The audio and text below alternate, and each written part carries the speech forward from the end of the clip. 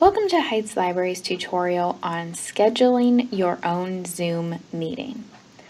So we'll start out with the option of scheduling a meeting from the browser, so from the Zoom website. In order to do this, we will need to open up our browser. I'll use Google Chrome in this particular tutorial, but any browser will work. So I'll open that up. And up in the address bar, I will go ahead and type in zoom.us. This takes us to the Zoom webpage. If you don't already have a Zoom account is required to host meetings. It's not required to attend meetings, but to actually be the one to schedule a meeting and send out invites, you do need an account. To do so, you can go to sign up. It's free right up here at the top. You will need to put in your date of birth. Not an accurate one, but we'll use it. You'll put in an email address to sign up, and then we'll click on sign up. At this point, you will need to check your email to find the confirmation link. So here's our email. Please activate your Zoom account. I'll click on that. And we'll go to activate account. At this point, you'll enter your first name, last name, and a password. You'll have to enter the password twice and make sure you save it because you'll need it later. Zoom does have some benefits if you are signing up on behalf of a primary or secondary school institution. They've eliminated some of their limitations for school use. But in our case, no, we're not signing up for that, so we'll just continue. We can go ahead and skip this step. We don't need to invite other people. And it gives you the opportunity to start your own test meeting. In our case, we're taking a look at that in just a moment, so we can go to My Account. You can also access your account by going to the profile picture up here in the corner, and then clicking on your name.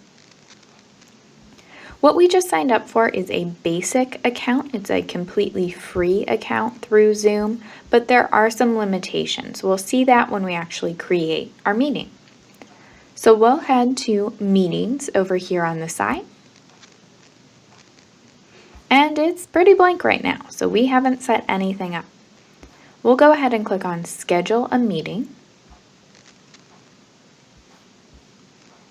You can add a topic at this point. This is essentially the title.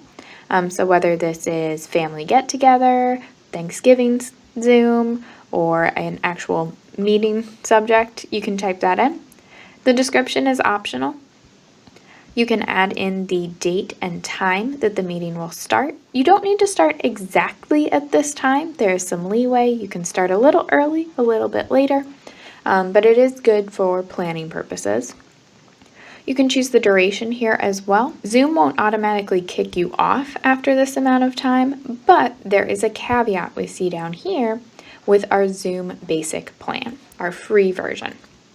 So if you have 3 or more participants in a meeting, there is a 40-minute time limit. If you have just one-on-one, you're talking to one other person, it's an unlimited amount of time. So keep that in mind as you're scheduling. If you do need more time, there are a lot of paid options, a variety of different plans available through Zoom, which is available here in Upgrade Now, or also under this Plans and Pricing link at the top.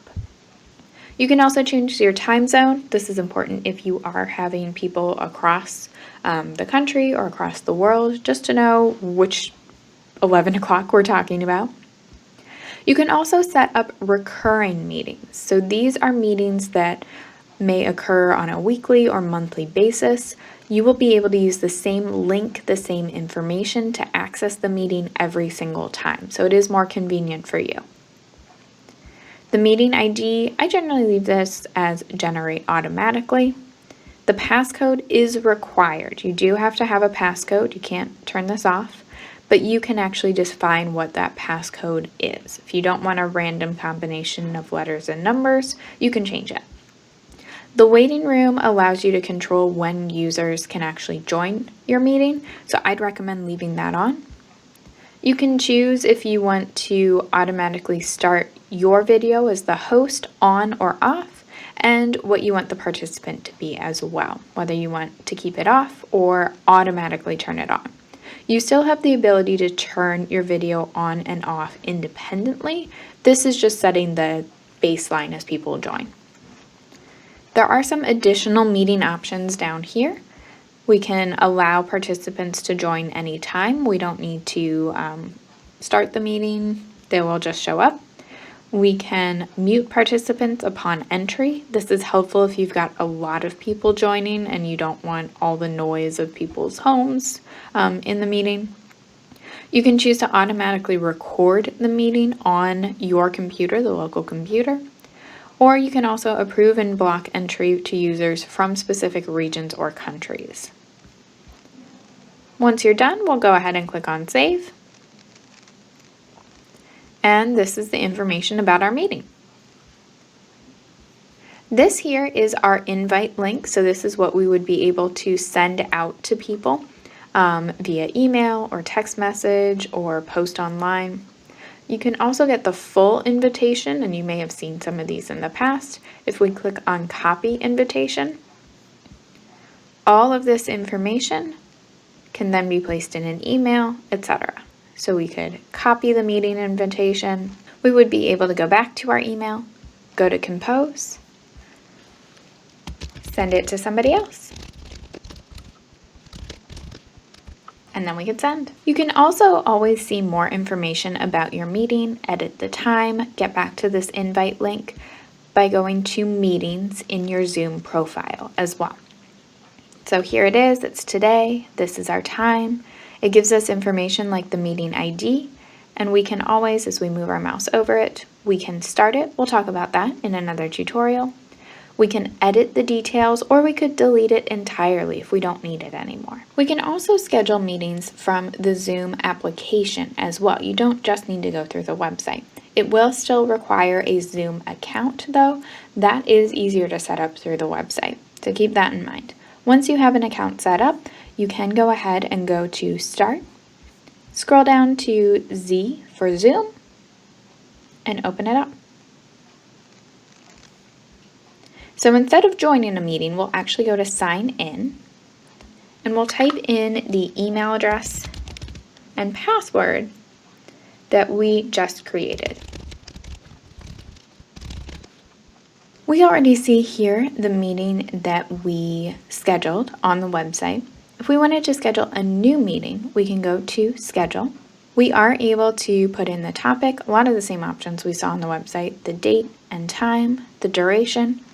Let's go ahead and make this a recurring meeting though. The meeting ID is still generated automatically. We've got our passcode and our waiting room. Down here in Calendar, I would recommend choosing this Other Calendars option unless you have Outlook or Google Calendar set up on your computer.